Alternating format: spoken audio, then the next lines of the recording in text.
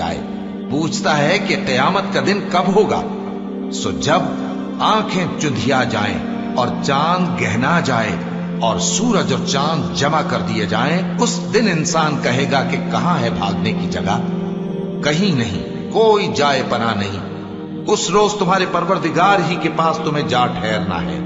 उस दिन इंसान को जो अमल उसने आगे भेजे और जो पीछे छोड़े होंगे सब बता दिए जाएंगे। बल्कि इंसान आप अपना गवाह है, अगरचे उज़्र माज़िरत करता रहे।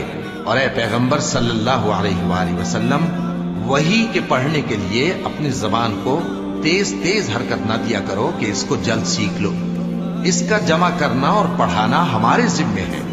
सो जब हम इसे पढ़ा करें तो तुम उसको सुना करो और फिर उसी तरह पढ़ा करो। फिर उसके मानी का बयान भी हमारे जिम्मे है।